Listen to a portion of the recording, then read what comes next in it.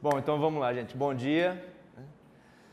Recomeçando da onde a gente parou ontem.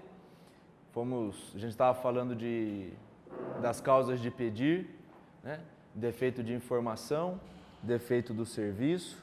E aí a gente entrou na parte de defeito de informação. Falamos da questão envolvendo a publicidade na área médica e na área odontológica, correto? E depois passamos para a parte de consentimento, de esclarecimento.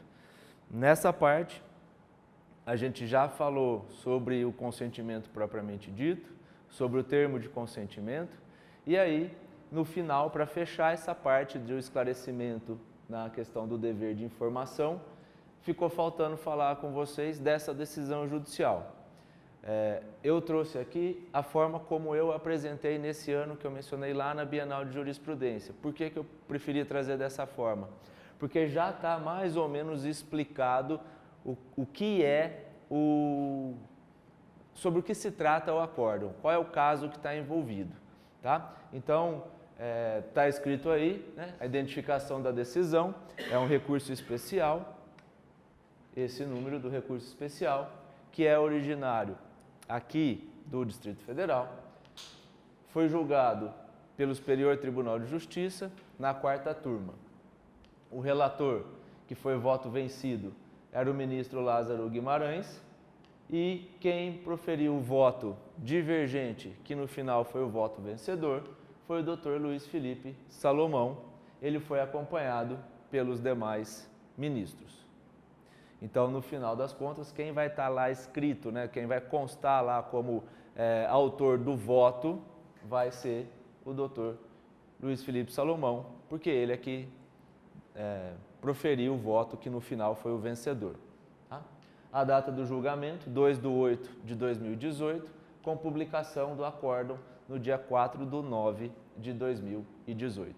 Então, é uma decisão relativamente recente, né, da parte final do ano passado, e essa decisão, como a gente vai ver, ela trouxe muitas questões, muitas decisões importantes dentro do seu conteúdo. Aqui, a identificação, eu trago os nomes porque o acórdão em si ele é público, então não tem nenhum conflito, não tem nenhum tipo de segredo envolvendo a decisão. Qualquer um que acessar o acórdão vai conseguir identificar todos esses dados que eu estou trazendo, por isso que eu não me preocupei em ocultar absolutamente nada, porque a decisão em si ela já é pública. Tá? Eu só alterei aqui a sequência, porque quem leu o acórdão, o Tiago, que é o paciente, ele aparece como terceiro autor, como terceiro requerente. Eu só coloquei primeiro porque, na minha visão, aí eu não estou entrando na parte processual, porque no processo é de acordo com o que foram arrolados os autores, eu estou entrando na questão do fato. Para mim, ele é o mais importante, porque ele é o paciente, por isso que eu coloquei como primeiro. Tá? Os pais, pai e mãe, né, Dimas e Lindalva, e os requeridos, de novo, só é feita a menção expressa, porque assim já consta no próprio acórdão. Então, o Dr. Manuel, que é médico, a clínica onde ele fez alguns dos atendimentos e o hospital onde foi realizado o procedimento cirúrgico. Tá? Aí algumas que envolvem. O que aconteceu? O paciente foi vítima de acidente de carro em novembro de 94, quando contava com 15 anos de idade, sofreu traumatismo craniano e resultou coma por 4 meses. Depois ele fez tratamentos, mas nenhum deles obteve sensível melhora ou uma melhora que fosse julgada como plena e satisfatória pelos autores. Tá? Então, o primeiro réu, né, a mãe, os pais levaram o primeiro réu para uma avaliação acerca da possibilidade de uma cirurgia com o fim de melhorar ou acabar com o tremor. Então, ele teve uma melhora com esses tratamentos, mas se buscava uma superação plena dos problemas oriundos desse acidente de trânsito aqui. E em razão disso é que foi buscado o atendimento médico. Tá? Segundo consta nas alegações, né, no dia 16/7, a mãe levou o Tiago para uma consulta com o médico. O médico indicou a realização de procedimento, segundo ela, com a afirmação de que aquilo não traria risco nenhum. Após na alegação dela, a única consulta, foi marcada uma cirurgia já para alguns dias depois, por dia 27/7/99. O procedimento cirúrgico aconteceu. Oi?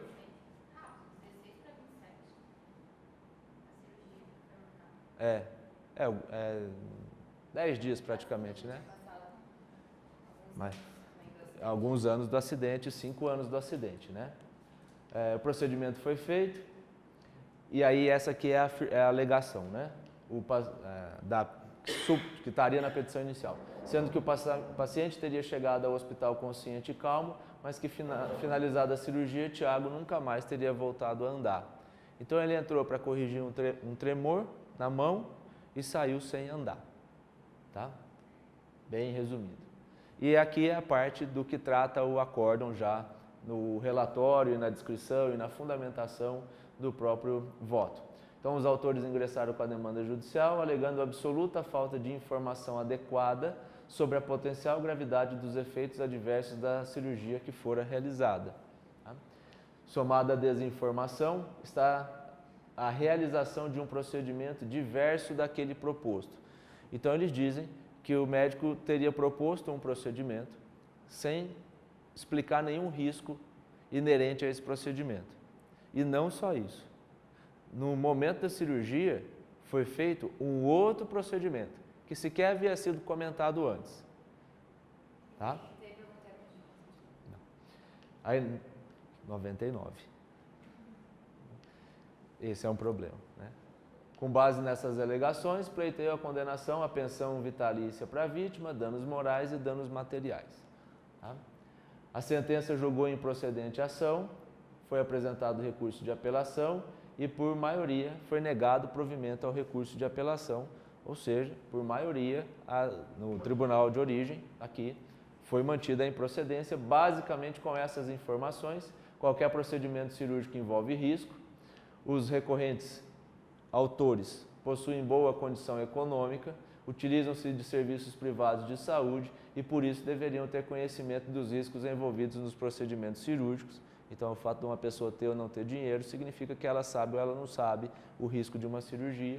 E a ausência de documento comprovando o cumprimento do dever de informação não pode significar que não foram transmitidas as informações necessárias, pois a praxe seria o consentimento apenas verbal. E nessa extensão, conclui terem sido fornecidas as informações aos recorrentes. Ou seja, até o Tribunal de Justiça entendeu-se que toda cirurgia tem risco, a família, entre aspas, é rica. Se a família é rica, ela sabe os riscos de uma cirurgia. E naquele tempo, a prática, o que se fazia não era termo de consentimento, era o consentimento verbal. Mas eles disseram que não foi feito, né? Eles disseram que nem foi falado. Essa é a alegação.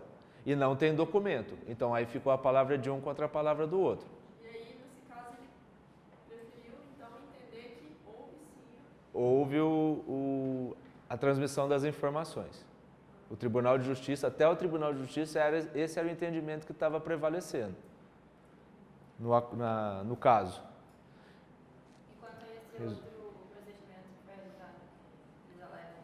Que diz que já estava tudo conversado. Tá?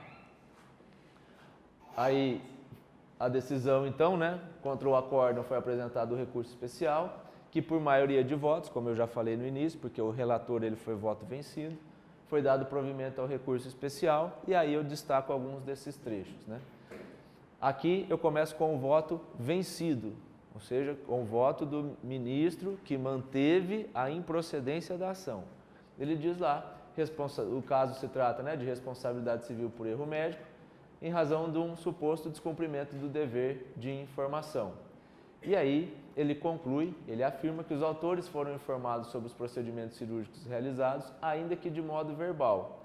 Não houve erro médico e a piora do quadro clínico do autor tem origem, tem etiologia multifatorial, não sendo decorrente da intervenção cirúrgica, mas sim dos problemas que ele já tinha desde o acidente de automóvel em 94. Tá? Diante de tais pressupostos, nega-se provimento ao recurso especial, ou seja, foi mantido o entendimento. O próprio ministro, no seu voto, ele caminhou no mesmo sentido do que já havia sido decidido tanto na sentença quanto no tribunal de origem. Tá? Esse aqui foi mantido. Veja que ele já destaca 2 pontos diferentes. Não houve erro médico, então não teve o defeito do serviço, e foi prestada a informação, ainda que de modo verbal, não teve defeito de informação. Então, no voto vencido, não houve nenhum daqueles 2 defeitos que a gente mencionou, nem defeito de informação e nem defeito do serviço propriamente dito. Tá? Na verdade, aqui coloca-se até rompimento de nexo de causalidade, porque não dá para afirmar que o problema decorreu da cirurgia. Então, aqui ele afasta basicamente todos ele só não afasta o dano, né? Mas os outros 2 pressupostos da responsabilidade civil, uma conduta culposa do médico, ele afasta, e ele afasta também o nexo de causalidade. O dano ele é inegável, porque o paciente teve os problemas mesmo, depois mais para frente estão descritos. Tá? O que o voto vencedor traz, ou trouxe? A controvérsia está no fato de saber se houve ou se não houve cumprimento do dever de informação por falta ou por deficiência. Porque justamente essa era a dupla alegação dos autores. Deficiência quanto ao que foi falado que seria feito e falta porque não foi mencionado que seria feito um outro procedimento. E essa alegação, essa inobservância, geraria o comprometimento do consentimento informado. E aí é que ele começa toda a construção do voto com base, em primeiro lugar, lá na Constituição Federal, como a gente já falou ontem. Seguindo esse raciocínio, a gente tem a dignidade da pessoa humana como primeira fonte do direito ao consentimento e que diz respeito ao dever de informação. Como não há legislação específica regulamentando o dever de informação na relação médico-paciente, vai se aplicar o Código de Defesa do Consumidor. E esse diploma reúne as regras capazes de proteger o sujeito em estado de vulnerabilidade e hipossuficiência. Não é só uma coisa ou outra, foi o que a gente falou ontem. É vulnerabilidade, todos são, e ele está numa condição de hipossuficiência, porque ele não tem conhecimento técnico médico para saber o que ia acontecer. Seguindo essa linha, haverá o cumprimento do dever de informar pelo fornecedor quando a informação for transmitida de modo adequado, né, e eficiente, ou seja, e aqui vem o importante, foi aquilo que eu mencionei, a informação ela precisa ser compreendida pelo receptor da mensagem. Não basta só a emissão de uma informação correta, ela tem que chegar e ela tem que ser percebida, ela tem que ser compreendida pelo receptor. Então, o que é uma informação adequada e eficiente? Aquela que é percebida ou pelo menos perceptível ao consumidor, não bastando a simples transmissão das informações. A informação deve ainda ser adequada e verdadeira. A doutrina já se debruçou sobre essa questão e conclui que é do médico o ônus da prova quanto ao cumprimento do dever de esclarecer e obter o consentimento informado do paciente. Veja que em nenhum momento ele está falando de termo, mas ele está dizendo de quem é a obrigação de provar que informou. O ônus da prova é do profissional. Então, se houver dúvida, a partir dos elementos juntados, resolve-se em favor do paciente. Por que em favor do paciente? Porque ele é o vulnerável na história. Resolve-se em favor do paciente, entendendo-se que o médico não lhe deu as informações necessárias. Veja que ele não afirma que o médico não deu. Ele diz, como eu não tenho a prova, eu entendo que não foi dada. Você fala, no final das contas dá na mesma. Concordo. O resultado é o mesmo. Só que o acórdão ele não pode trazer uma mentira. Ele não pode trazer uma afirmação dizendo ele não informou. Ele vai dizer o ônus era seu e você não se desincumbiu desse ônus, então eu vou entender, eu vou concluir, mas sem afirmar, mas eu concluo com base nas premissas que eu já trouxe, que a informação não foi prestada. Ah, mas eu prestei. Eu não tenho essa certeza. E justamente por não ter essa certeza é que eu concluí de forma diversa. Já o voto vencido do relator, ele presume que foi dado. que foi dado de forma verbal, e aquela outra presunção de que por serem ricos eles tinham condição de saber as coisas. Tá? Nessa sequência, né, é de extrema importância esclarecer, e aqui vem um detalhe muito legal, o dano indenizável não é o dano físico, não é a piora das condições físicas ou neurológicas do paciente depois da cirurgia. Esse dano, embora não possa ser atribuído à falha técnica do médico, ou seja, não houve erro médico. O voto vencido dizia lá que a gente viu, não teve erro técnico e não teve defeito de informação. O voto vencedor, ele confirma que não teve erro técnico, não teve defeito do serviço, não teve conduta culposa do médico. O que aconteceu poderia ter acontecido em qualquer cirurgia daquela natureza. Então não dá para dizer que ele errou, não teve o tal do erro médico. Tá? Agora, e parece mesmo que não ocorreu a falha técnica, né? Como se presume dos autos, porque houve 2 perícias e tudo mais. Agora, isso tudo poderia ter sido evitado diante da informação sobre o risco da sua ocorrência. Defeito de informação. Então ele diz que o dano indenizável é, na verdade, a violação da autodeterminação do paciente que não pôde escolher livremente submeter-se ou não ao risco previsível. Nesse sentido, caracterizada está a falha na prestação do serviço no que diz respeito ao descumprimento do dever de informação. Em virtude da cirurgia realizada, que poderia não ter ocorrido caso houvesse sido conferida a oportunidade do exercício de autodeterminação, o paciente, né, o autor, experimentou sensível agravamento de seu estado de saúde, e aí vem escrito aqui tudo o que ele ficou, mas que não vem ao caso porque não estou analisando a questão técnica, mas o quadro ficou, né, bastante prejudicado. Em razão disso, condenação de R$100 mil.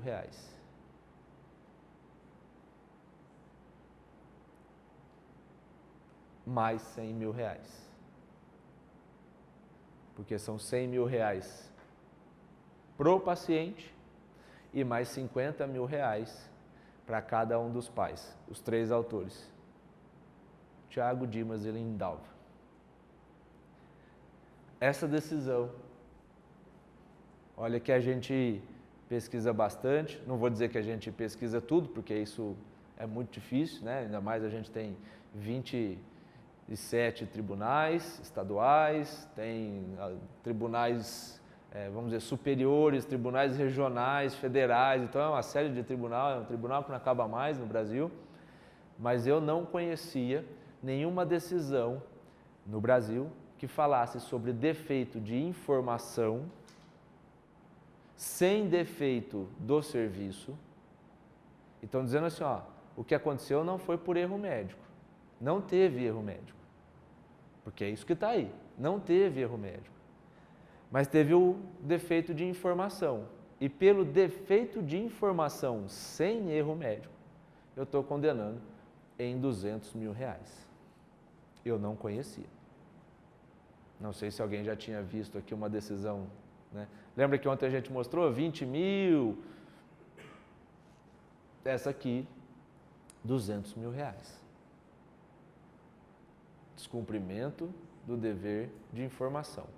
De novo, não dá para dizer se informou, se não informou, porque até essa foi a dúvida, por que eu fiz questão até de colocar o histórico, né? Porque tirando a sentença que é dada por uma pessoa, então aí não tem como ter divergência, por óbvio, mas tanto no tribunal estadual, né, como no STJ, houve dúvida. Os 2 foram por maioria. Então não é um caso em que está tranquilo, isso aqui foi assim mesmo e todo mundo está concorde. A gente, na mesma decisão, nesse acórdão, a gente tem os 2 posicionamentos. Um entendendo que a ausência do documento não dá para presumir que não foi prestada a informação, mas o outro decidindo com base no que a gente fala hoje, mas talvez não fosse o que se falaria em 99, esse é um grande problema de julgamento. Talvez em 99 a prática fosse realmente o verbal, e se chegasse para o STJ em 99, talvez ele dissesse, olha, não, esse negócio de termo, esse negócio de prova, talvez não, talvez fosse o entendimento de que a prática é o consentimento verbal e está tudo certo.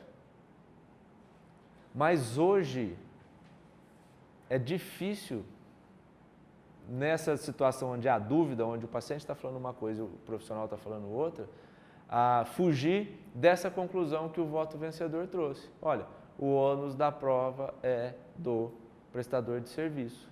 E se o ônus da prova é do prestador de serviço e ele não se desincumbiu desse ônus, eu vou presumir que ele não fez. Então aqui é muito mais do que a verdade do caso. Qual é a verdade do caso? O que aconteceu de verdade? O que aconteceu dentro do consultório na hora em que estava o paciente, familiar e o médico conversando? Eu não sei. Né? Ninguém vai saber, com certeza. O médico tem a verdade dele, o familiar tem a verdade dele, o paciente tem a verdade dele. A gente sabe também que muitas vezes as coisas são ditas, mas a pessoa não ouve. Não é assim? Não é só em saúde, não. Às vezes, no dia a dia, você fala para a pessoa, mas a pessoa não quer ouvir aquilo, não quer entender aquilo, então ela simplesmente ignora aquilo. Não estou dizendo que foi o que aconteceu, não, mas eu só estou dizendo que isso acontece. Né? Não estou falando do caso concreto. Então não dá para saber o que aconteceu. Como é que os ministros resolveram o caso? Porque primeiro eles têm que resolver, né? Já começa daí. Não dá para eles falarem assim, olha, como eu estou em dúvida, eu não vou decidir nada. Né? Um magistrado, ele não pode se negar a resolver o processo, a situação que é posta para ele julgar. Então ele tem que dar uma decisão. Um decidiu, vamos chamar assim, pelos usos e costumes, por uma ideia de uma boa fé. Não teria por que o médico fazer isso se ele não tivesse sido informado, se ele não tivesse falado para o paciente. Uma ideia de boa fé, não documentada, mas uma ideia de boa fé. O outro, técnico, né, legal. Olha, o ônus da prova é do fornecedor. Não se desincumbiu? Condenado. Os dois têm fundamentos para decidir do jeito que decidiram. Mas o que é mais relevante trazer é que esse entendimento, esse tipo de posicionamento do voto vencedor é o que tem se mostrado prevalente nas últimas decisões, ainda que o caso seja de muitos anos atrás. Então nós estamos falando de uma decisão que foi dada aproximadamente 20 anos depois do caso. Porque a cirurgia foi em 99. A decisão foi em 2018. Quase 20 anos depois. Tá? Então, o que essa decisão ela traz de mais sensível é que agora a gente tem um acórdão do STJ, onde ele diz que o ônus da prova é do fornecedor. E se ele não se desincumbir, ele chega numa situação dessa, de uma condenação, onde, repito e insisto nisso, né?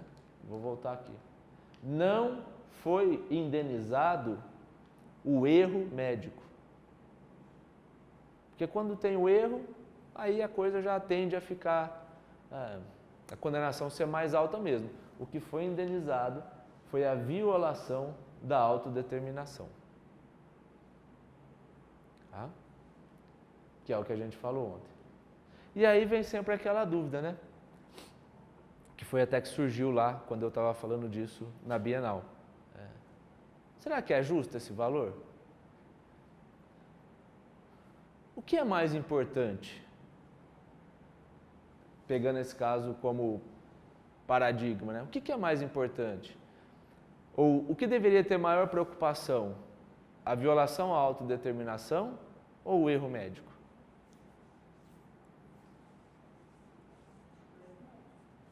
o erro médico. Né? Eu não acho. Para mim, eu não tenho dúvida que é autodeterminação. Sabe por quê? Porque é alguém que está pautado uma relação de confiança. O erro médico ele vai ser mais catastrófico, vamos dizer assim, né? Em princípio. Mas a ideia é o seguinte, qual é o bem mais importante, né? A técnica ou a confiança? Porque quando eu digo que eu tirei a autodeterminação de alguém, nessa relação médico-paciente, eu tirei a base da relação, que é a confiança. Quando eu faço alguma coisa que eu não te falei que eu ia fazer, eu contaminei, eu viciei a origem dessa nossa relação, que seria a confiança. O que vem daí, pode ter dado tudo certo, só que eu não sabia que você ia fazer isso comigo. Como pode dar tudo errado, eu continuo sem saber. Então, dando certo ou dando errado, eu médico, já não tinha autorização para fazer aquilo no paciente. Então, quando eu digo assim, do que seria mais importante, é nessa ideia, né? De qual é a base, qual é o elemento mais importante da relação. É claro que todo mundo espera que o médico faça as coisas certas, é evidente, não tenha dúvida disso. Só que espera que faça tudo certo dentro do que foi combinado. Né? E a hora que falha o dever de informação e tudo isso que a gente já falou, o que vier depois já presumidamente vai estar errado, porque já não tinha autorização para fazer. Teve um outro processo, esse é mais antigo, em que a moça, ela fez uma abdominoplastia. Ela chegou para fazer uma abdominoplastia, mas ela era magérrima, não tinha o que tirar. Mas o médico, né, dotado de um grau de iluminismo sensacional, resolveu fazer a abdominoplastia na moça mesmo assim. A moça não tinha barriga, não tinha pele suficiente. Na hora que ele tirou, e isso já faz bastante tempo, além dele ter tirado, ele pegou e adotou uma técnica na cirurgia em que ele tirava o umbigo e depois ele ia reconstruir o umbigo, puxando a pele e amarrando no músculo para fazer um novo umbigo. Porque tem uma outra técnica que recorta o umbigo, deixa o umbigo lá e depois, entre aspas, põe o umbigo no lugar de volta. Né? Com todos os meus conhecimentos de medicina, né? Mais ou menos assim. Muito bem. Mas a moça não tinha pele, ele fez a abdominoplastia e depois ele ainda teve que puxar uma parte para refazer o umbigo. Resumo da ópera, não fechava. Não fechava. Tanto que, teoricamente, é mais puxar o de cima para baixo. E, na verdade, ele teve que puxar um pouquinho do de baixo para cima. E aí já deu uma modificada toda, se é que vocês me entendem. Pronto, né? Só que ele tinha termo de consentimento para isso. Ficou horrível, mas tinha lá o termo de consentimento falando algumas coisas. O problema, e é isso que importa aqui, por que eu estou falando desse caso? O problema é que foi combinado que no mesmo tempo cirúrgico ele ia fazer um enxerto no bumbum, né, nas nádegas da moça, para ficar mais redondinho. Só que para isso ele não tinha o termo de consentimento. Então ele fez abdômen e bumbum, só que ele só tinha o termo de consentimento para o abdômen, não tinha para o bumbum. No bumbum não aconteceu nada ficou bonito assim, não tem reclamação. Qual era a reclamação? Que o aspecto no abdômen ficou horrível, ficou mesmo, e que foi feito um procedimento de enxertia no bumbum que não estava autorizado. Ele perdeu nos dois. Num, porque ficou feio, e no outro porque ele fez sem autorização da paciente. Porque se ele tem o termo de consentimento para o abdômen, se ele fosse mexer no bumbum, era de se esperar que ele tivesse o termo de consentimento também. Já tinha para um, por que não vai ter para o outro? Mas é o famoso, vamos aproveitar. É o famoso Jaque, né? Jaque está fazendo isso, né? Aí pronto. Só que nesse Jaque ele não tinha o termo de consentimento para fazer o procedimento do bumbum. Não ficou feio, mas ela falou, eu gostava do meu bumbum do jeito que era antes. Esse termo de consentimento, por mais que ele tivesse sido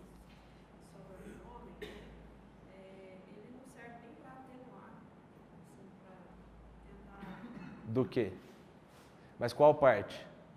O magistrado ele não utiliza, ele não pode utilizar ele assim, para atenuar assim, o que o médico, na hora de aplicar, por exemplo, às vezes Não, mas atenuar qual parte? Porque o termo de consentimento era só para o abdômen.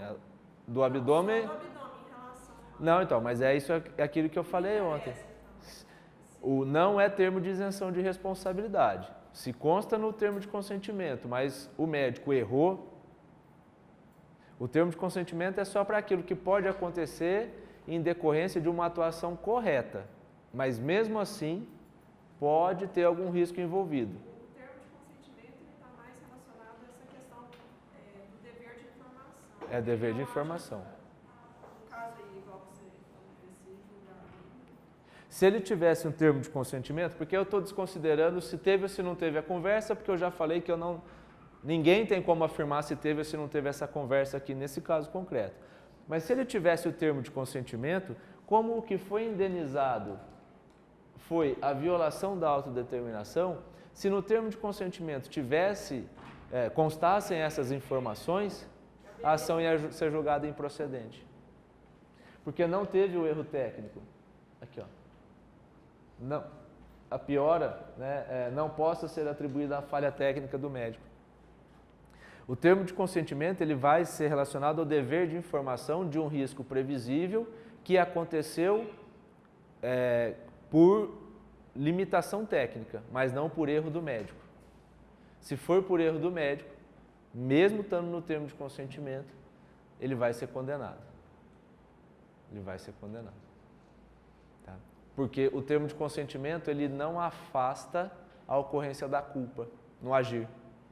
Se teve culpa, ainda que conste no termo de consentimento, vai ter condenação. Porque o termo não é isenção de responsabilidade. O paciente ele não assume, assinando o termo de consentimento, o paciente não assume a responsabilidade do risco em decorrência de um erro do profissional. Ele assume as consequências em relação a um risco do procedimento. Desde que seja feito tudo de acordo com a boa técnica. Só isso. Não é lícito que ele aceite risco de um procedimento em decorrência de um erro do profissional. Ele não poderia se sujeitar a uma cirurgia falando, você pode fazer o que você quiser, acertar ou errar em mim. Isso não está de acordo com o direito. Não estaria. Ele não pode abrir mão de tudo isso, esse direito não seria talvez nem disponível. Olha, eu aceito qualquer risco, ainda que seja decorrente de um erro. Eu aceito os riscos que você está me dizendo que possa acontecer numa cirurgia, desde que você faça tudo certo, tem risco. Vamos trazer para o direito, né? É lícito você falar para o seu cliente assim, olha, ainda que eu errar, ainda que eu perder prazo, e você perder a ação, vai estar tudo certo. Não tem lógica isso. Mas não pode perder, né? A ação ser julgada contrária aos interesses do cliente? É evidente que sim. Então a informação é essa. Porque a gente tem que fazer, entre aspas, termos de consentimento também. Quando a gente vai entrar com uma ação judicial que não seja justiça gratuita, a gente tem que dizer, ó, tem um risco aqui. Tem o risco de não ganhar, o que já seria um problema, mas associado a esse risco de não ganhar, tem o risco de uma condenação nas verbas lá de sucumbência. Então, além de não receber o que você acha que você tem direito, ainda corre-se o risco de pagar com alguma coisa. Isso precisa ser dito para o cliente. E esse foi o grande barulho lá na Justiça do Trabalho, quando mudou a legislação. E aí os advogados trabalhistas não falavam, segundo consta, né? Começaram, porque antes não falava, não corria risco nenhum o reclamante, salvo má fé, mas é difícil má fé. Então, entra com a ação e pronto. O que pode dar? Não, o mais que pode acontecer é perder. E daí perdeu. Quando mudou, e já é assim no direito civil, na boa parte do direito civil, salvo justiça gratuita, é óbvio, aí você tem que informar o risco. Eu vou entrar com a ação. Se ganhar, beleza. Agora, se perder, além de não receber, ainda corre o risco de ter que pagar alguma coisa. Esse é o risco que tem que ser informado. E muitas vezes não é também. Esse é o nosso termo de consentimento, né? Esse é o nosso dever de informação. E aí eu não estou falando exatamente de com a defesa do consumidor ou não. Tá? Então tem que ser dada a informação para que a pessoa possa, como está escrito ali, se autodeterminar. Certo? R$200 mil, né? Alguns pontos interessantes, então. A solidariedade ativa, admitiu-se, mas depois a gente vai falar sobre alguns desses, né? Admitiu-se e foram autores o paciente que sofreu diretamente a violação da sua autodeterminação, mas também foram autores e foram indenizados os pais. Os pais tiveram algum problema de autodeterminação? Olha que interessante. Mas eles sofreram as consequências da impossibilidade de exercício da autodeterminação do filho, que é a condição que hoje, ou pelo menos que ao tempo dos fatos aqui, estava o Tiago, o paciente. Então, é um dano moral reflexo, porque não foi sofrido diretamente por eles. E é por isso que a condenação para o paciente foi 100 mil e para eles metade, para cada um metade. Porque eles não foram as vítimas diretas do evento, que foi indenizado, que é a autodeterminação. Na solidariedade passiva tem uma questão interessante, porque quem foi condenado a pagar? O médico, a clínica e o hospital. Aí a minha pergunta é, por que o hospital? Onde é que o hospital entra na história? Por que o hospital está no polo passivo do processo? Não, mas por que ele está lá? Qual é o fato que autoriza, ou que autorizaria pelo menos, ele estar no polo passivo do processo? Porque ele tem os médicos que trabalham no hospital, não são. Foi decorrência de um erro médico. Foi decorrência de um erro médico. Então, e as pessoas que trabalham nesse hospital são os médicos. Tá, mais ou menos. Aí eles respondem pelos atos desses médicos que trabalham. Certo. Então ele responde por isso. Responsabilidade objetiva. O hospital está aí porque a cirurgia foi feita lá, né?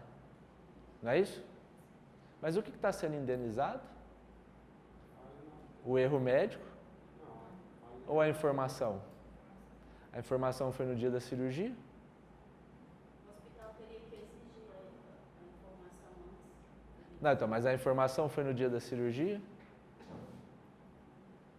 Ou foi lá no consultório, na clínica? Não, estou dizendo, a falha. A falha ou não, mas não foi no dia da cirurgia. A falha foi no dia da consulta. E o que está sendo indenizado? O erro médico na cirurgia ou o defeito na consulta? Então por que o hospital está aí? Quando exclui o erro, na minha visão, e essa é a ideia do evento que a gente vai fazer em São Paulo, é essa discussão, esse tipo de discussão, por que o hospital tem que ser condenado? Mas que tipo de dever o hospital tem com relação a essa relação que ele tem com o médico? O médico vai lá e usa sessões de cirurgia. Ele só Nesse caso autua e específico, faz. não. É isso. Esse médico, ele era funcionário? Não. Ele foi procurado particularmente. É por isso Na que clínica. eu achei que ele era funcionário do hospital. Por isso que eu Não. achei que ele estava no polo passivo. Vou voltar aqui rapidinho. Eu achei que ele era funcionário, por isso que eu falei. Aqui, aqui. Procurou o primeiro réu para avaliação, foi na clínica dele. Não, o médico só alugou o centro cirúrgico. Sim. Então, realmente isso para ele, o hospital para ele mesmo. Mas o hospital é igual, tem o risco de ele estar alugando aquele espaço, inclusive. Também tem a responsabilidade. Mas ele tem responsabilidade por comprar aparelhos, por Mas o defeito foi antes. O defeito é na informação. O Qual a hospital não relação tinha do nem como hospital controlar tem isso. em relação a essa Isso. informações que tiveram falha também, né? Porque não foi atribuída nenhuma falha ao hospital. Ah, teve queimadura do bisturi elétrico, né, do eletrocautério, teve isso, teve aquilo. Não. Eu já ia para a teoria do domínio do fato, o hospital não tem domínio do fato. Não, ele não tem como controlar isso. Tá, mas antigamente, então, nessa época que não era de praxe ter o termo de consentimento, e hoje em dia que tem o termo, cabe ao hospital, ou não que seja um dever, mas provavelmente todos os hospitais, então, eles exigem que o médico tenha esse termo? Pois é. Ele tem esse dever? Acho que o hospital... Seria de fiscalização, então, Mas- o dever dele. Eu não acho que ele tem, sabe por quê? Porque ele não foi aquele médico não pertence ao quadro. O que ele foi contratado foi para prestar o serviço hospitalar. A estrutura do hospital. Então foi Tá. um equívoco, então tem que colocar dentro do passo. Não. Quando colocou no polo passivo, foi porque estava discutindo tudo. Cirurgia e... Foi condenado. Aí a hora que chega no final, foi tirando. Ó, não teve erro médico. Então o problema do caso não está relacionado ao dia da cirurgia. Está relacionado ao dia da consulta. Então dá para se discutir a permanência, e aqui não estou advogando para ninguém, então não tem conflito de interesse nenhum, não tô, né? E estou falando só com base também no acordo, eu não vi os autos por completo, mas só pelo que consta, não dá. Tá? Mas, tá aí, está condenado por enquanto. O hospital, então, ele está sempre relacionado quando se trata de erro médico e registro. Em relação ao dever de informação e assistência. Aí isso depois a gente vai... Aí, não, a questão não é essa, mas depois a gente vai falar de hospital, que é mais estranho um pouquinho. Esse não dá para adiantar agora, mas depois a gente volta nele. Tá? O local da distribuição da ação, a consulta foi lá em São Paulo, mas a ação foi distribuída aqui no DF. Por quê? Domicílio do consumidor, tá? Do autor, do consumidor. Tá?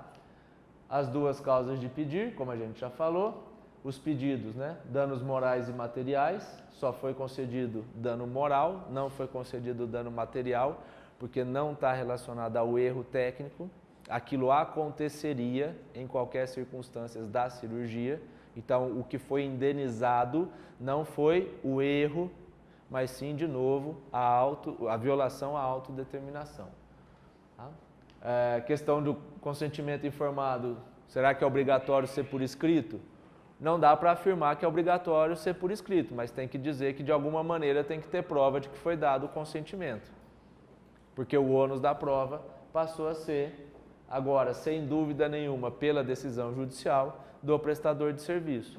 Então, ainda que eu não faça termo de consentimento, de alguma maneira o ônus de provar que foi dado o consentimento vai recair sobre o profissional.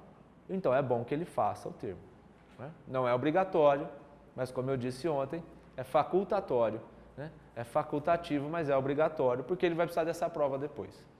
Tá?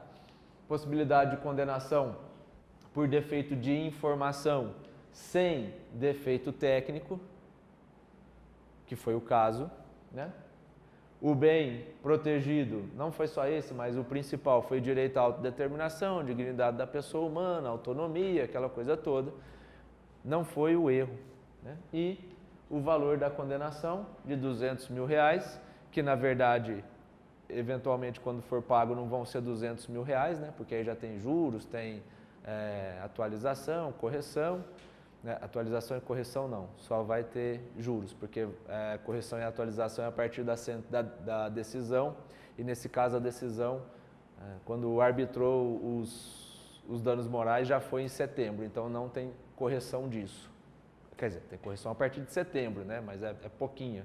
Agora, juros, aí vão retroagir bastante. Aí você põe R$200 mil uma ação que eu não lembro agora de cabeça quando é que ela começou, mas né, R$200 mil, qualquer juros já vai dando um bom dinheiro, né? Qualquer 1% ao mês já vai dando. Né? Então é uma condenação grande. Tá? Mas, independente dos valores agregados aí de correção, juros, etc., só o valor nominal já é elevado. Só o valor de R$200 mil para direito de autodeterminação já é elevado. É? Há uma tendência, né, de cada vez as condenações serem maiores. A nossa estatística aqui está revelando isso. Sim. A gente compara de 18 anos atrás, Sim. e isso já nos coloca numa situação de previsão futura, em termos de ressarcimentos, a gente fica. Sim. E tem ações depois de 8 anos, 10 anos, de 50 mil, que hoje está 900 mil. Sim. Mas sempre tem os acordos, né? Isso. Não, mas isso é uma realidade. Isso sim. O que a gente tem visto é que, no mínimo, esse valor ele dobra. No mínimo. Por quê? Pelo tempo da ação. Porque uma ação judicial, estou falando que tem todo o trâmite mesmo, né? Sem acordo aí no meio, que teve o trâmite mesmo, você fala aí aproximadamente 4 a 5 anos. Mais ou menos, né? Quando você coloca 4 a 5 anos, chega lá no final, tem uma condenação, esse valor ele já dobrou. No mínimo. Sem muitos cálculos, sem muita... Você já pode colocar o dobro do valor, qualquer que seja ele. Você fala em 200 mil, que você dobrou por quê? Dobrou pelo tempo da ação. Só o tempo da ação já dobrou. Isso é assustador. Porque isso tira muita chance de uma previsão mais próxima da realidade, porque depende de quanto tempo vai durar a ação, e a gente não tem esse controle, né? Quanto é que vai demorar o Tribunal de Justiça, o STJ para julgar? A gente tem um parâmetro, mas não dá para dizer que aquele caso vai ser isso. E aí pode dificultar cálculos, né? Claro, sempre faz previsões, mas, enfim, essa era a decisão importante aí, que eu coloquei só esses 10 pontos para a gente só novamente retomar, mas já dá para perceber que é uma decisão judicial que ela modifica muita coisa. Modifica não é a melhor palavra, né? Mas que ela apresenta muitos pontos relevantes, que dá para discutir se terceiros podem ser contemplados autores de uma ação por dano moral, quem é o polo passivo dessa ação, né? O que está sendo alegado, questões relacionadas aí ao direito do consumidor que a gente mencionou de foro, onde é que essa ação vai ser distribuída, tá? Os pedidos depois da condenação, ônus de prova e terminando com o que chamou muita atenção, os R$200 mil. Porque se tivesse tido todo esse embasamento, todo o restante, e a condenação fosse, por exemplo, de R$20 mil, não ia chamar a atenção que chamou. Por quê? Porque os R$20 mil por um defeito de informação estava dentro do que normalmente acontecia. Isso acontecia, isso tem, isso já houve.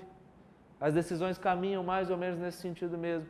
Defeito de informação sem erro médico, R$20 mil. Isso já era algo corriqueiro nos tribunais. Mas agora a gente está falando de um negócio, né, que é 10 vezes mais. Uma recente agora, nós postamos aí, condenação de 600 mil. Eu vi de uma... Reais, né? Foi de... Já tá aí. Não, mas o caso ficou tetraplégico, não foi isso? A paciente? Ela ficou Estado vegetativo. Não? 200 mil, ela teve 400 no hospital.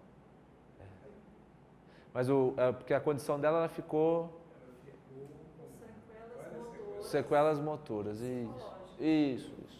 Mas aí teve o erro técnico, né? Isso. Ali teve o erro no procedimento propriamente dito, né? Aqui é do... Claro. Quando ela sai da cirurgia e vai para o quarto, Aham. a família viu que ela estava pálida.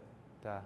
Aí chama a enfermeira, aí a confusão foi transferida imediatamente, a partir daí ela... Mas é alto. Isso não tinha acontecido antigamente. 600 600 mil é fora da curva também. É. Foi no procedimento anestésico, né?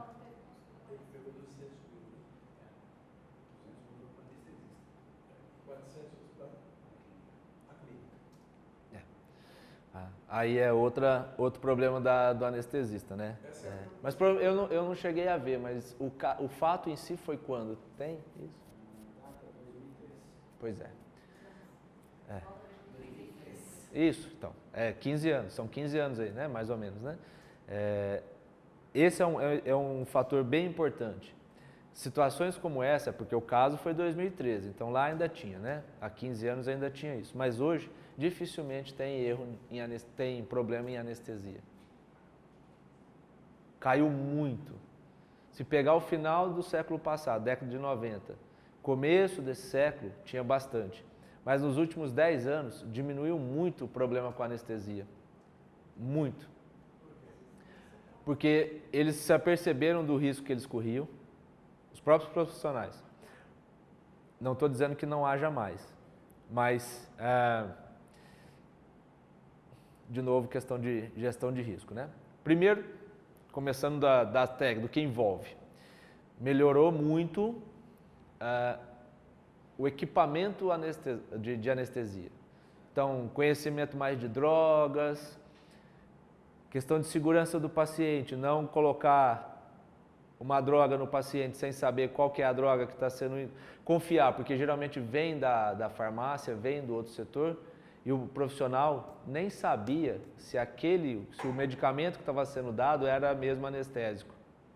Colocava qualquer coisa que chegava para ele não se preocupava em conferir se aquela era mesmo a droga anestésica. Então ia de qualquer coisa. Tanto que hoje, em grandes hospitais, acontecem muitas tais das quase falhas. Né? Porque chega até a sala de cirurgia uma droga que não é anestésica. E se o anestesista não confere, ele mata o paciente. Porque ele confiou. Sabe que teve em São Paulo a história da vaselina no lugar do soro? É essa a história. Esse tipo de situação.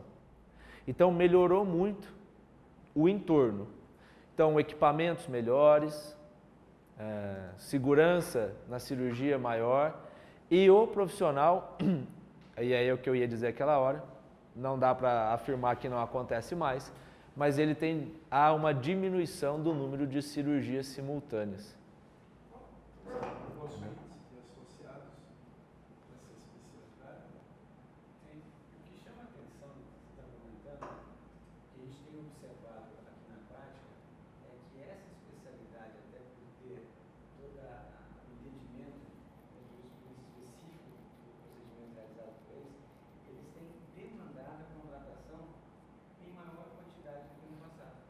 Sim, mas os erros são menores. Os casos são menores. Eles estão se protegendo mais, entendeu? Em todos os sentidos. Os sinistros, as ocorrências diminuem. Isso. Eu não sei a experiência aqui, mas é isso que é curioso. Assim, isso. Em tese, a gente tem um grande desafio de convencer da importância. Sim, isso. Agora, na prática, a gente vê ele comprando mais. Mas e aí eu não estou falando em termos negociais, né, empresariais, estou falando em termos de conduta, acaba sendo até o melhor profissional, né? Por quê? Porque ele já percebeu o risco dele, dentro daquilo que a gente falou ontem, ele avaliou o risco dele e ele falou, olha, eu sei que isso pode acontecer comigo. Então eu vou me cercar de todos os cuidados técnicos, vamos chamar assim, então usar bons equipamentos, trabalhar em bons hospitais, evitar fazer cirurgias, procedimentos anestésicos simultâneos. Mas independente disso, como eu sei que o meu risco é alto, eu também vou proteger meu patrimônio. Então esse é o bom profissional. Ele não usa o seguro como uma carta em branco para ele fazer besteira. Isso, ninguém deveria fazer. Por isso que eu estou dizendo que ele é o bom, né? Porque ele é o que compreendeu exatamente. Olha, eu compro o seguro do carro, eu contrato o seguro do carro, não para sair batendo no meu carro, né?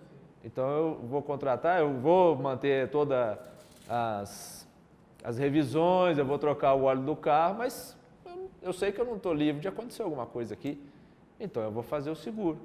Esse profissional, especificamente da anestesia, o anestesiologista, ele melhorou muito.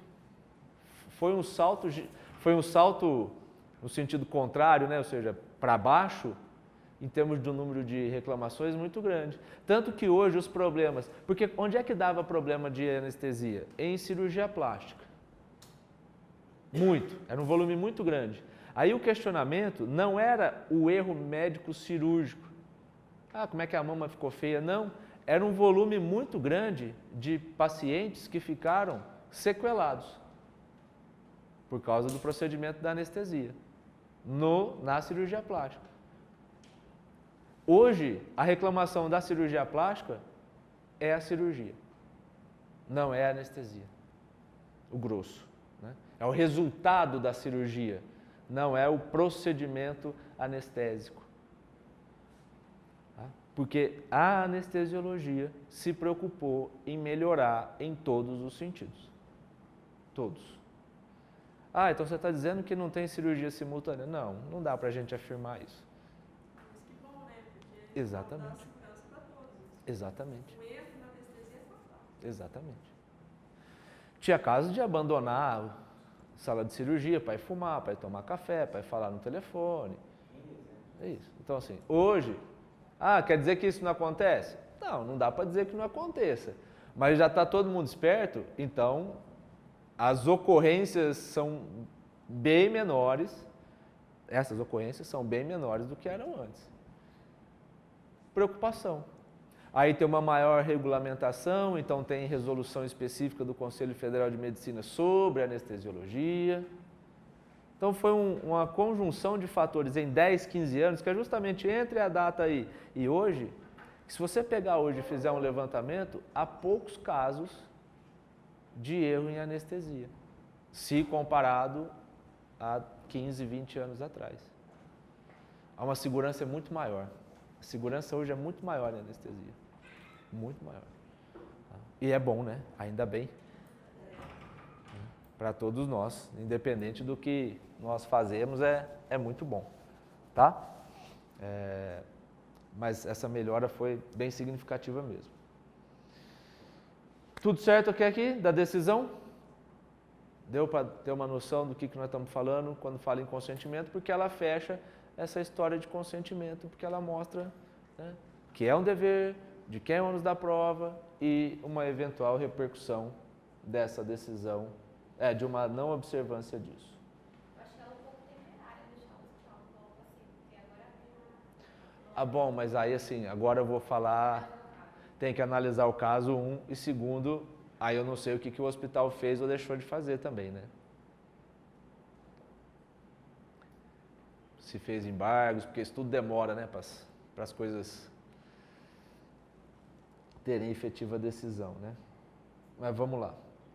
Você estava comentando sobre a questão da gratuidade da justiça, fazendo um paralelo com... Eu estou te ouvindo, eu só vou colocar no lugar aqui, tá? Fazendo um paralelo em relação à justiça do trabalho, né? Sim, antigamente, né? E a gente observou que num intervalo bem curto, no caso da justiça do trabalho, houve uma redução significativa da loteria que era, né? Sim.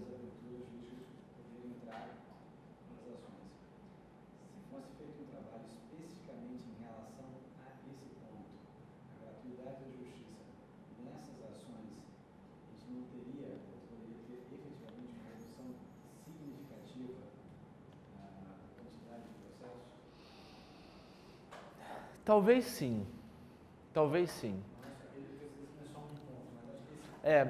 Mas o principal fator aí que a gente está falando, que seria o fiel da balança na comparação, é a legislação. Por que mudou, por que teve essa mudança na esfera trabalhista? Porque ela é decorrente não de um entendimento ou não de uma boa-fé, ela é em decorrência do que a lei trouxe. O risco da condenação do reclamante. Então, houve uma modificação na lei que gerou essa consequência que você mencionou. Na esfera civil, A gente teve modificação na lei também, porque a lei da justiça gratuita, ela é a lei 1060, se não me engano é isso, 1060 de 1950. A lei da justiça gratuita é de 1950, eu acho que é isso. Esse fala, pô, é antiga. Ah, mas nossa, o Código Civil é depois, Código de Defesa, um monte de coisa, sim. Aí quando a gente teve a alteração no Código de Processo Civil, o Código de Processo Civil, ele já, basicamente, ele trouxe as mesmas coisas que já estavam lá na Lei da Justiça Gratuita. E o Código de Processo Civil é de 2015. Então, a alteração que a gente teve na esfera civil, no processo civil, ela não contemplou a mesma alteração que teve, a relevância de alteração que teve na trabalhista, entendeu? Por isso que a gente fala assim, tem como fazer diferente? O legislador não quis fazer diferente para a esfera civil. Ele não quis fazer diferente. Tá? Então, Você acredita que se isso tivesse,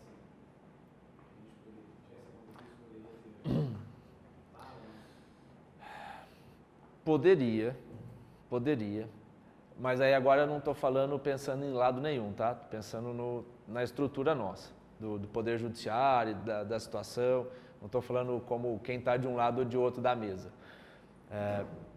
A gente parte de uma premissa constitucional de que todos têm o direito ao acesso à justiça.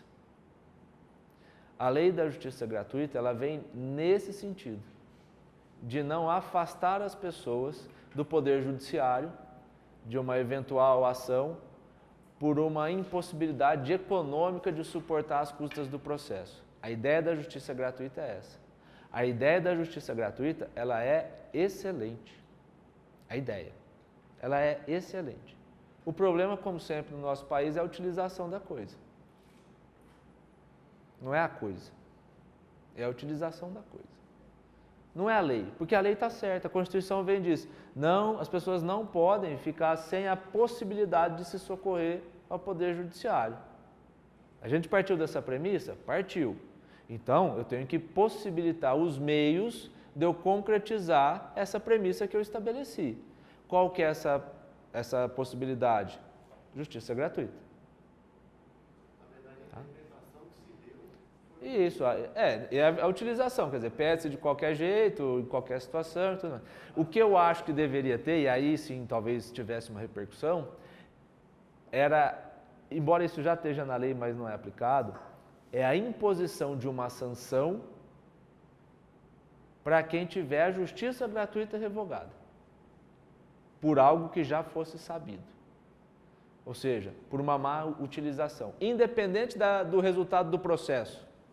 Você usou a justiça gratuita mal, você vai pagar custas em cima da má utilização da justiça gratuita. Ponto.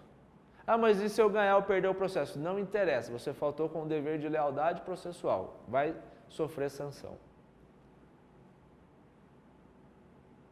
Tá? Repito, pensando, a minha resposta foi com base no ordenamento jurídico. Tem exagero? É evidente que tem exagero. É evidente que tem exagero de utilização da lei. Isso não tem dúvida. Né? Eu não trouxe aqui, mas, porque não é o caso, mas eu tenho uma decisão judicial, eu sempre uso, ela já é antiga, ela é de Itatiba, uma cidade do interior lá do estado de São Paulo. Olha o que foi o caso.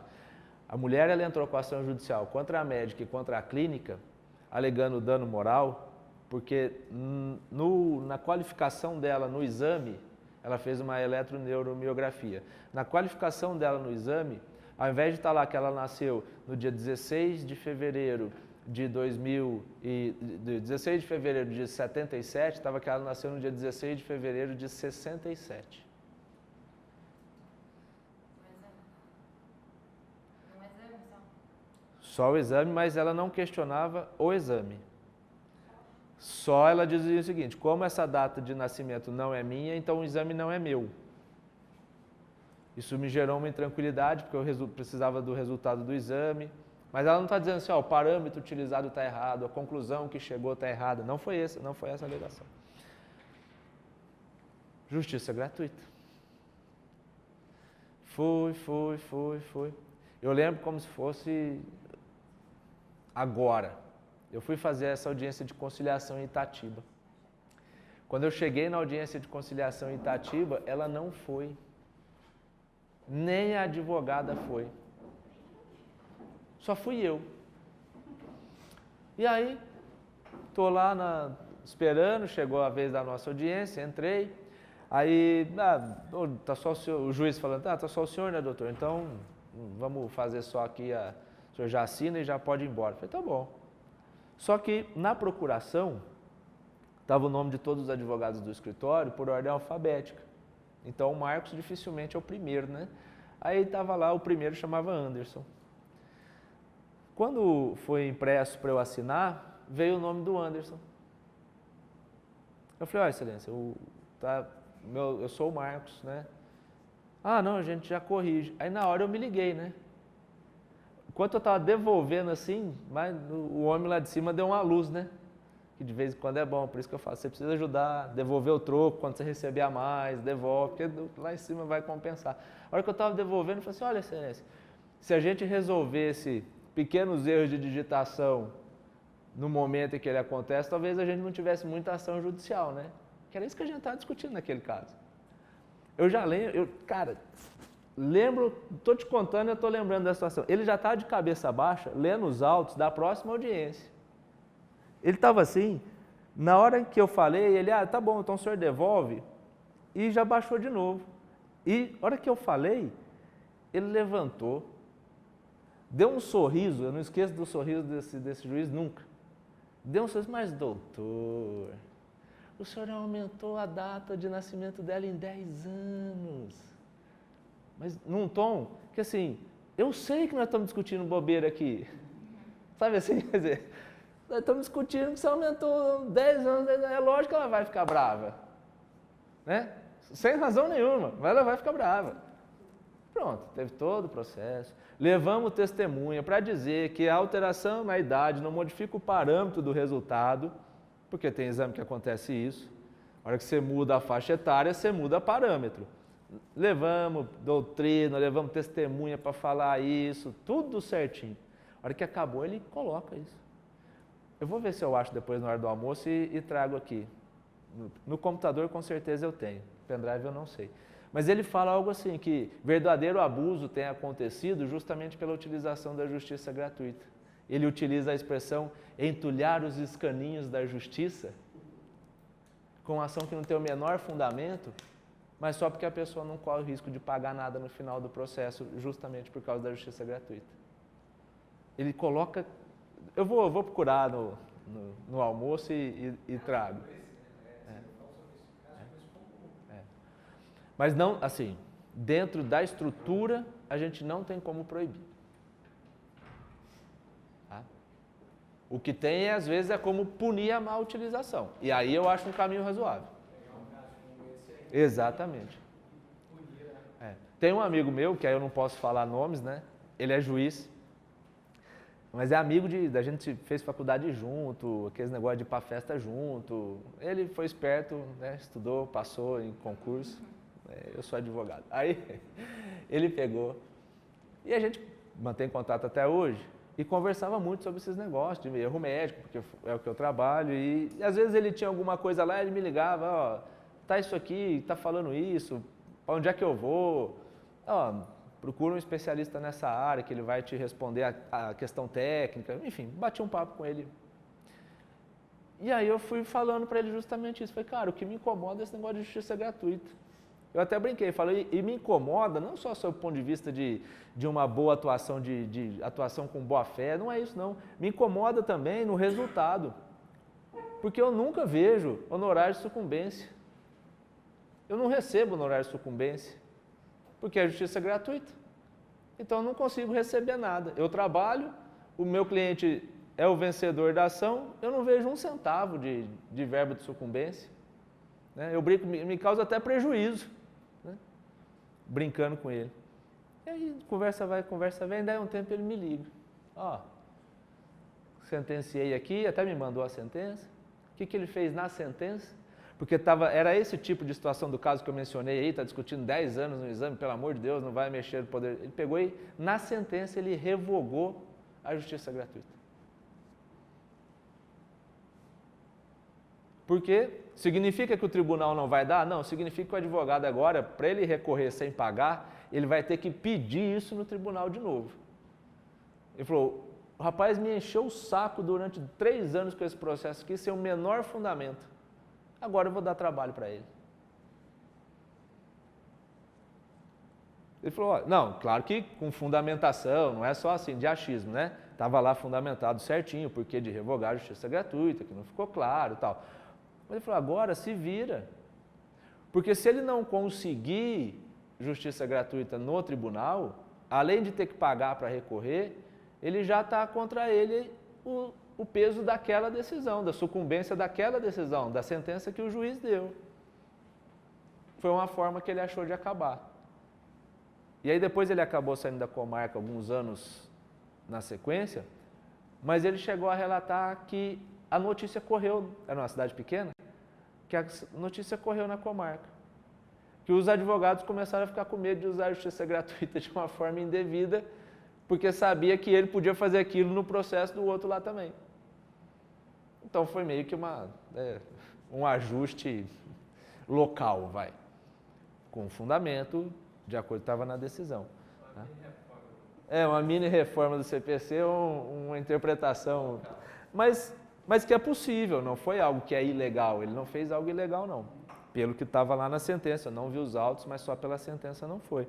Então, modificar, retirar acho difícil, mas é mais uma sanção a uma má utilização. Tá? E aí tem um detalhe importante, que a má-fé, a litigância de má-fé, ela não é contemplada pela justiça gratuita. Então eu posso manter a justiça gratuita, porque não tem condição econômica de suportar o processo, é o tal do pobre na acepção jurídica do termo, mas ao mesmo tempo condenar em litigância de má-fé, porque está fora do guarda-chuva justiça gratuita. Isso é possível. Tá? Porque são fundamentos diferentes. Fundamento de justiça gratuita não tem condição de suportar as custas do processo e não pode ser alijado da possibilidade de discutir no Poder Judiciário. Justiça gratuita. Agora, isso não te dá o direito de litigar com má-fé. Então, eu te condeno pela litigância de má-fé.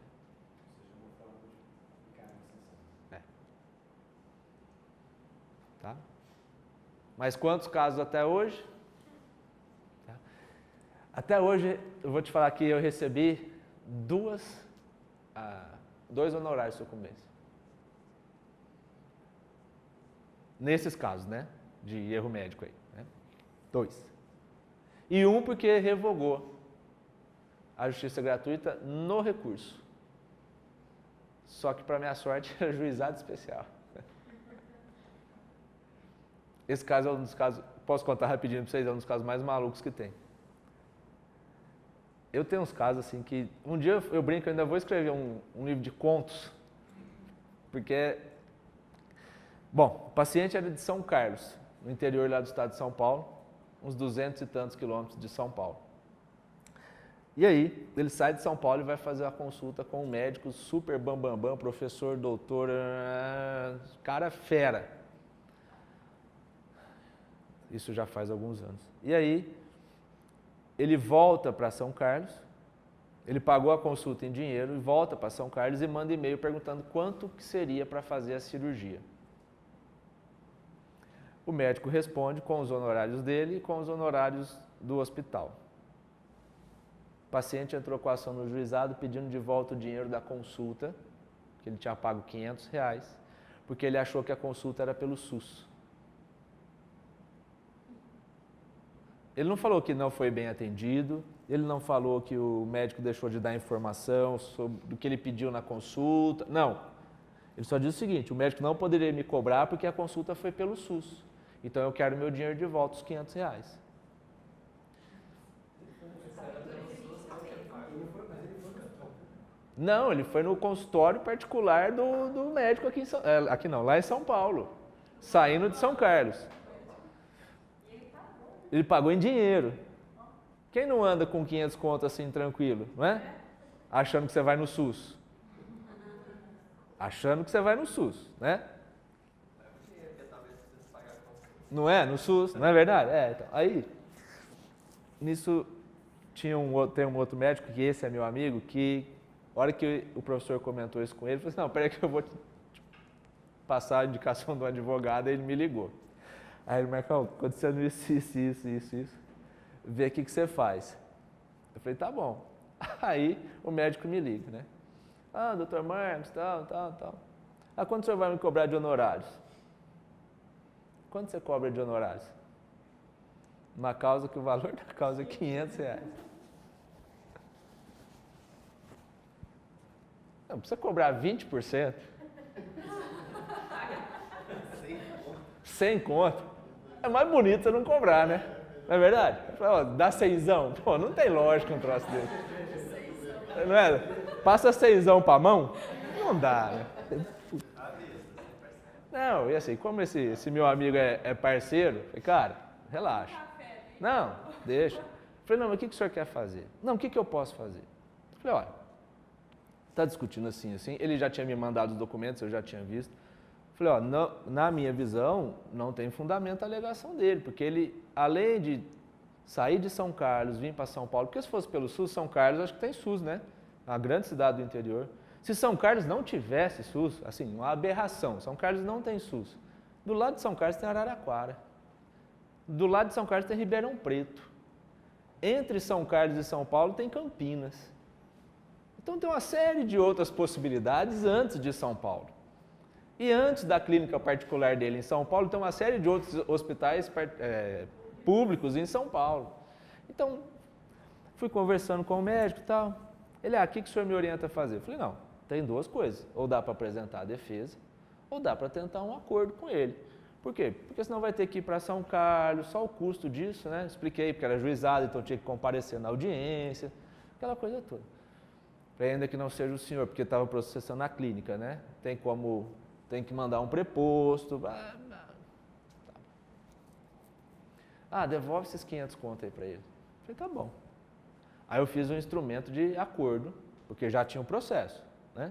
Então foi para não ter que ir a São Carlos. Para não gastar, só a viagem para São Carlos já dá os 500 conto, de combustível e pedágio, sem colocar nada em cima, só despesa já dá os R$500.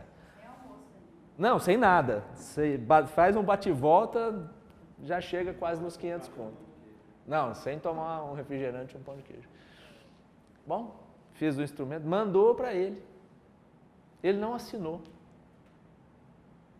Qual que era o acordo? Estou devolvendo os R$500. Eu só preciso que você assine isso para eu protocolar e aí acabou o processo. Para eu não ter que ir a São Carlos. Não assinou. Aí eu falei, então nós vamos ter que ir na audiência. Aí expliquei de novo que não precisava necessariamente ser ele, não, agora eu quero ir. Falei, vixe, agora o negócio ficou feio, né? Aí é como a gente diz lá no interior, né? Você dá um boi para não brigar e uma boiada para não sair da briga, né? Aí fomos para São Carlos. Um dia inteiro de viagem, né? E chegou, sentou, fez audiência, tem acordo? Não. Não, mas não, você já tinha me oferecido. Não, o acordo foi antes, você não assinou. Agora eu já tive que vir, agora não tem acordo. Né? Então tá bom, voltando. Ação julgada improcedente, ele recorreu. Só que para recorrer no juizado precisa ter advogado. Não, o recurso não pode ser a pessoa sozinha. Ele recorreu. Quando ele recorreu, São Carlos fica perto de Jabuticabal. Jabuticabal fica mais para frente, saindo de São Paulo, São Carlos e depois Jabuticabal. E meus pais moram em Jabuticabal. E o julgamento do recurso ia ser numa segunda-feira. Falei, não, eu vou fazer sustentação oral no recurso. Eu passo o final de semana em Jabuticabal com os meus pais. Na segunda-feira eu volto. Na volta eu paro em São Carlos, faço a sustentação oral e termino de chegar em São Paulo. Ele foi? Não foi. Nem o advogado. Aí eu fui fazer sustentação oral em juizado. É uma das coisas mais ridículas que... Alguém já fez sustentação oral em juizado? É tenso. É um negócio que você não sabe nem onde você fica. Levanta aí, doutor. Fala daí mesmo. Vai, pode falar. É um negócio meio maluco, assim. Em todos os lugares, não é porque é São Carlos, não. Isso é meio... vai assim. Eu brinco que juizado é quase que a várzea do futebol, né? É a várzea, né? Vai aí, joga a bola e vamos aí. Aí, fiz lá a sustentação oral, meio perdido. Sabe aquele negócio assim, onde é que eu fico, né? Não, aí tá bom, pode falar daí mesmo. Aí, eu falei, inclusive estou pedindo a revogação da justiça gratuita. Por quê? Porque ele contratou advogado, porque isso, porque aquilo. E aí eu tinha visto no Tribunal de Justiça umas ações contra a companhia aérea. Falei, está processando companhia aérea. Ninguém processa companhia aérea porque você não tem dinheiro. Se você está viajando, você tem dinheiro. Né? Aí, revogaram a justiça, mantiveram a procedência da ação e revogaram a justiça gratuita. Aí eu fui executar. Valor da causa, quinhentão, né? E aí, juros, correção, aperta, esmaga, prensa, até a última gota. Eu lembro certinho, R$102.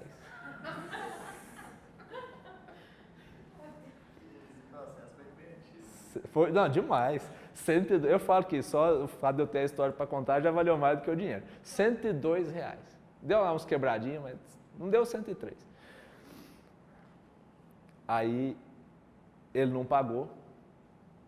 Eu pedi a penhora no rosto dos autos, porque ele ganhou uma dessas ações contra a companhia aérea e a companhia ia depositar. Eu falei, ele tem crédito de R$700 para receber lá no outro processo, 102 são meus. O juiz pegou e mandou. Aí saiu lá, a guia resumindo a história, a guia já está assinada, está à disposição para o senhor retirar. Naquele tempo ainda tinha que ir no banco retirar a guia, né? Levantar a guia. Aí eu fui. Eu peguei outra segunda-feira, que eu falei, se eu sair daqui, só para isso eu vou pagar. Mas eu quero ter o documento para eu falar, eu tenho... Peguei um final de semana, passei o final de semana em Jaboticabal, na volta passei em São Carlos. E aí na petição tem o e-mail da gente, né? Do advogado, a gente põe o e-mail, né? Daí a pouco eu recebo um e-mail de quem? Do autor da ação, do paciente. Espero que esse valor não faça falta para você, que você, sabe assim, meio que esnobando o fato de eu ter executado R$102, sabe assim, tomara que você nunca morra por causa de R$100, uns negócios malucos assim. Eu li o e-mail e falei, não estou acreditando que o cara ainda se deu ao trabalho de mandar um e-mail. Mas aí eu falei, naquela hora dá vontade de, né? Mas falei, não, pera, deixa eu tomar um café. Levanto, fui tomar um café. A hora que eu voltei, falei, quer saber, meu amigo? O que você quer é holofote, né? Então, o meu você não vai ter, não. Arquivado o e-mail. Não, e assim, pra quê? Sabe? Eu podia responder até com educação, dizendo, olha, né? Explicando o que é uma execução. Nossa, mas fez todo mundo perder tempo, na verdade, por causa de R$500. Não, e ele tinha os R$500. Ele tinha os R$500. O que eu fiquei impressionado é isso, é que ele tinha os R$500. Eu não, até hoje, assim, agora falando bem certo, eu não entendi o que... Não é nem o porquê que ele moveu a ação, mas por que ele não aceitou os R$500? Não era algo pessoal também? Não. É verdade. É.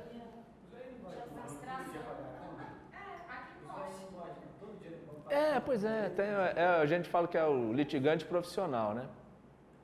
O cara vive disso, né? Não sei, não estou nem afirmando que seja esse o caso não, mas me chamou muita atenção isso, porque se fosse litigante profissional, ele tinha os R$500. Isso é que chama atenção.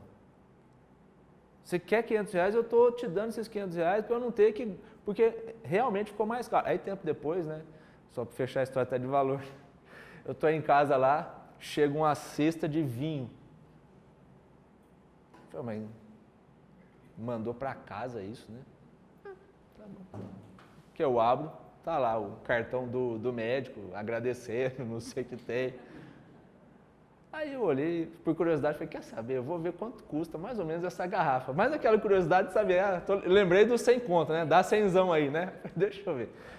Eu falei, rapaz, pagava uns par de ação aquelas garrafas lá, sabe assim? Porque saiu mais caro para o médico tudo do que realmente devolver os R$500. É.